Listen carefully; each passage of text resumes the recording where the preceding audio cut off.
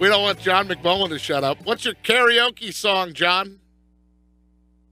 Oh, that's a good one, Pete. You always put me on the spot. What am I going to do? I'm going to do Kiss, but not the Prince version, the Tom Jones version. Ah, very good.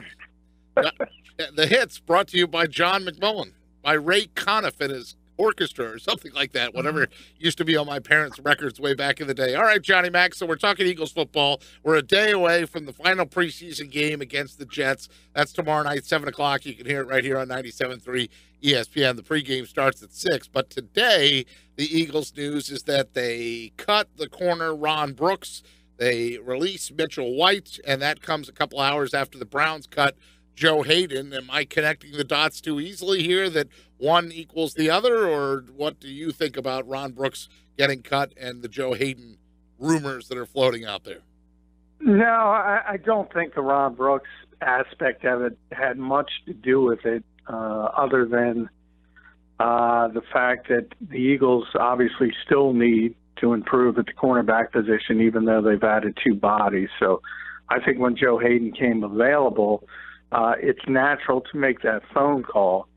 And Jason LaConfora basically reports the Eagles did make that phone call. Looks like Pittsburgh's going to get him, which is what I heard from pretty much the get-go. So I don't think it's going to go very far. But yeah, I think the Ron Brooks move had more to do with Dexter McDougal being here than anything else. John McMullen with us. So Ron Brooks released. The secondary still an issue. Are there still moves that Howie is going to this wheeling and dealing is going to continue, right? And it's set up that way?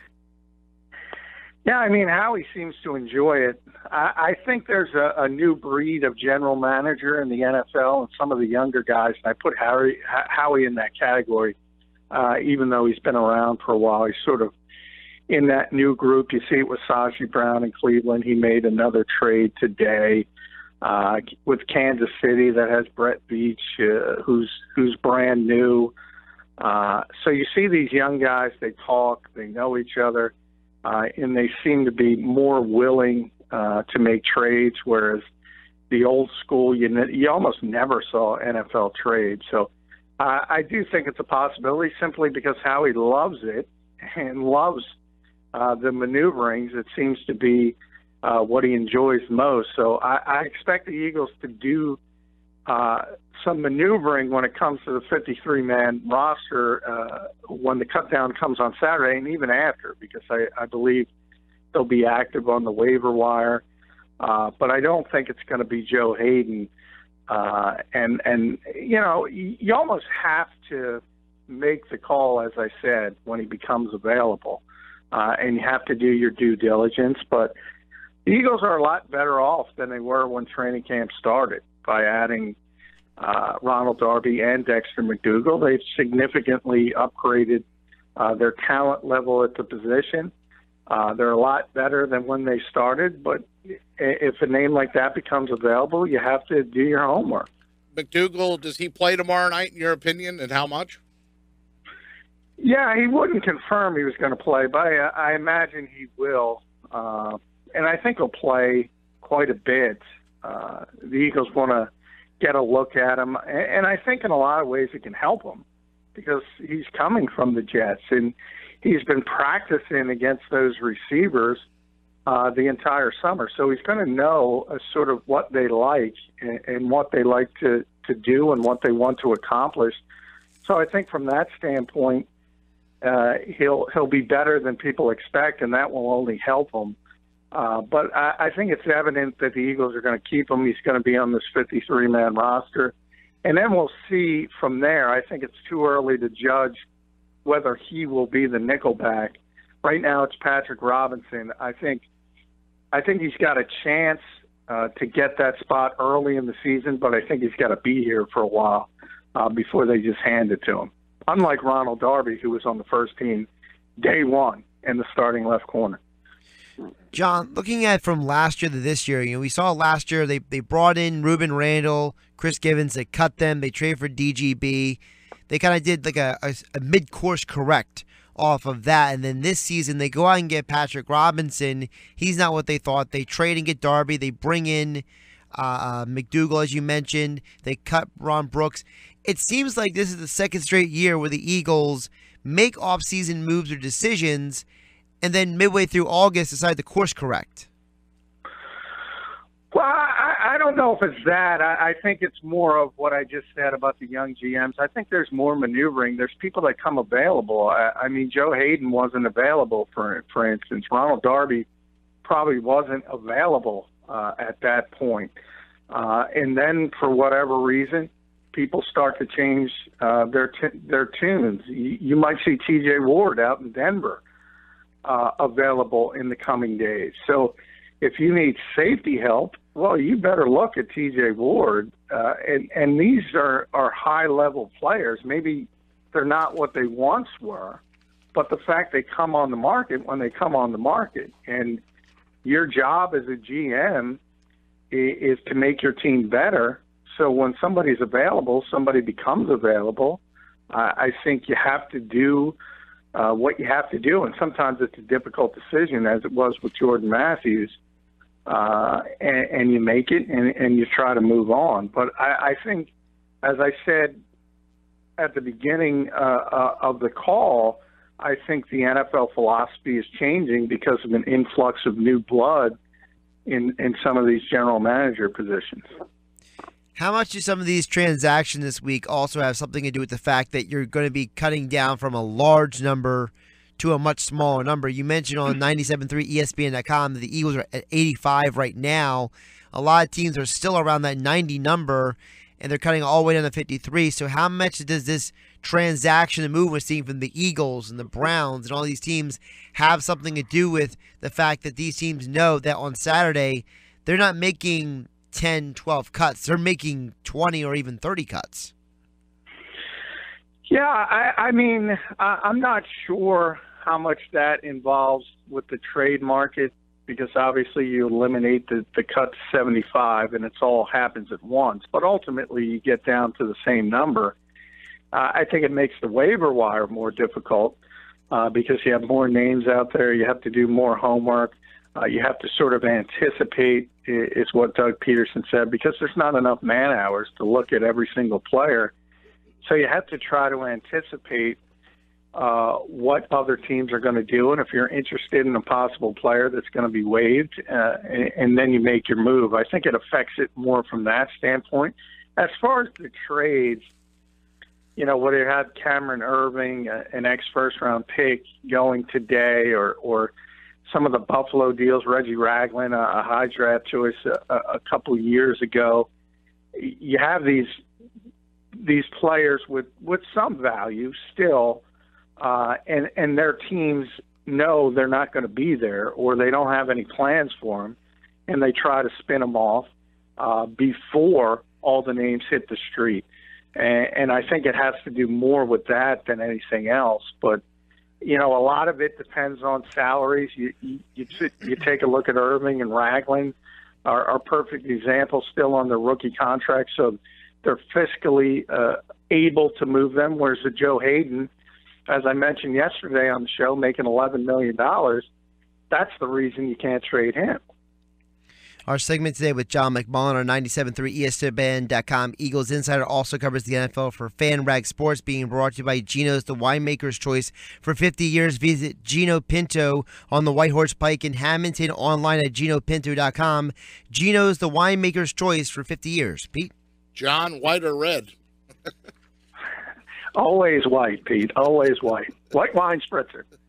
John McMullen with us. So break down the timetable there. I know it's before 4 o'clock on Saturday. They have to get to that 53. And then is it, I think, 1 o'clock on Sunday where the 10 practice squad players will be announced?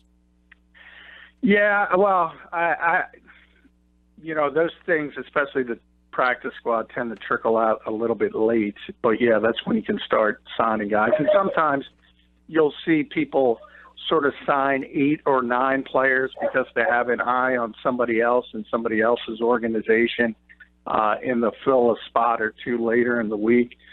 Ultimately, I think you'll see that maybe the Eagles will start cutting players on Friday, and you'll have a number, and then they'll finish it up on Saturday. But that's just a guess. That tends to be what happens. And ultimately, obviously, it's a very difficult day for a lot of players in this league. Now, I saw you wrote on our website, 973ESPN.com, Eagles release Brooks, add linebackers, and you put in the headline, for Thursday night. Not add linebacker, but for Thursday night. So in your mind, these linebackers are just rental guys coming in to get them through that last preseason game. Yeah, absolutely no shot to make this team. They're not here. And that's one of the jokes of the fourth preseason game. And Josh brought up the elimination of the cut from 90 to 75. That even makes the fourth preseason game even more meaningless because so many players are sort of, I hate to frame it like this, but that's what they are, crash test dummies. And the fact that Jordan Hicks is not able to play, Najee Goode's not able to play, Nate Gary's not able to play, that tells you why the Eagles needed some bodies at linebacker, because they got to put on a football game on Thursday night. They probably shouldn't. The league shouldn't force them to, but we all know how that goes. Yeah, it's always about the money, Pete. We're touching into one of your sore subjects there, I can tell. I guess the thing, though, even though these guys are just coming in for this game basically to have bodies, you just said three names that are all involved in the competition for backup linebacker or for linebacker positions. How do you see the linebacker position shaping out? Because I know we've talked before that the starters are the starters, but behind that, there's a lot of question marks. Yeah, there is. And I think ultimately the Eagles will probably keep 6 linebackers. And to me, it comes down, I think you see this hamstring popping up with Nate Gary. I think you might see a sort of injured reserve stash type situation. And that would enable them to keep Camus Grugier-Hill, who's a really, really good special teams player. Then they could get him on the roster. As far as the other backups, it's going to be Michael Kendricks, obviously, as the third linebacker, if you consider him a backup, because you play nickel more often than not, and only 2 linebackers on the field. Then you have Najee Goode and Joe Walker. Now, Najee has a hand injury, and he underwent minor surgery. He claims he's going to be ready for week 1, but that's something you got to keep an eye on as well. So, final preseason game against the Jets tomorrow. What are some of the areas of focus that you're looking at, John, in that final preseason game? None.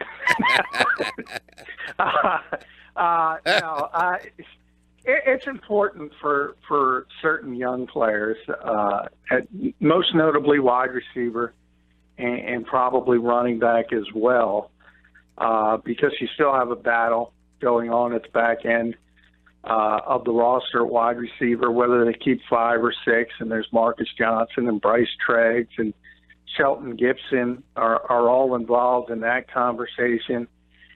And at running back, the Eagles aren't going to get rid of Donnell Pumphrey. They're not going to cut him, so don't even speculate on that. But it's pretty clear he's not ready to play. So that's another situation where you might see a magical shoulder injury or a hamstring injury. They might stash him on injured reserve. That's a possibility. In that case, it's very, very important for Corey Clement to play well, because I could see the Eagles going outside the organization on that waiver wire to add a running back for depth purposes. So there are important roster battles at the back end. When you talk about the 9th and 10th slot in the secondary as well, is it going to be Jalen Watkins, C.J. Smith, players like that? So it's important for those guys.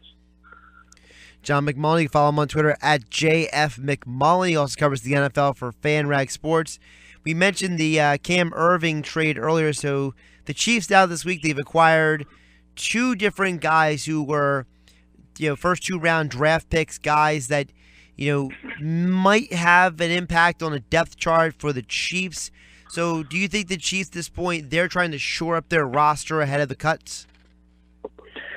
Yeah, I mean, as I said, you're always looking to improve, and that's what the Chiefs are doing. That's generally what Howie Roseman tries to do. In Ragland's instance, I think Kansas City plays a 3-4 under Bob Sutton. I think that's a better fit for him as an inside linebacker in the 3-4. So maybe down the line, again, he's not going to help right away because you got to get him in there. You got to get him learning the system and the terminology. Maybe can help. And they also need a swing tackle, and I think Irving's athletic enough to certainly be able to do that. He's versatile too. He can play guard, so they needed a backup offensive lineman. So, and to get a guy who's a former first-round pick, whether they believe the Browns reach for him or not, he's got significant talent. He's still young, so with good coaching, you feel like maybe the light can go off for him, and maybe he turns into a player down the line. John, Ahmad Brooks signs with the Packers after being released by the 49ers, the one-year deal with the Packers. Do we expect him to see significant playing time in Green Bay, or is he just there for depth? Well, the Packers have had a pretty porous defense for a couple of years now, and they've really struggled at inside linebacker. In recent years, they seem to always move Clay Matthews there, and obviously that's not his best position. He's best when he's going straight ahead at the quarterback and rushing the passer. So I don't know if he's got anything left. He certainly didn't look like he did in San Francisco, but he is a decent run defender, and they need help inside. So they need a lot of help on that defense. They need help in the secondary. They need help at linebacker. They're okay up front. It's just not a very good unit. So anytime you can bring in a veteran guy who at least understands his role and knows what to do, it's probably a little bit of an upgrade. John, depending on who you want to believe, there's 6 teams, there's 5 teams, there's 12 teams, there's 16 teams. Apparently there's a bunch of teams interested in Joe Hayden at this point, which is not too surprising because the guy does have some legitimate talent. But he has had some injury issues. He had the double groin injury last year. He only played in 5 games in 2015. Right now, apparently the leader in the clubhouse, if you, again, believe what's being online, is the Steelers. Where do you think Joe Hayden is the best fit at? Yeah, I mean, I think he's going to end up in Pittsburgh, and he's visiting there, so they have the first chance with him. And if they get something done, he's not going to go talk to anybody else.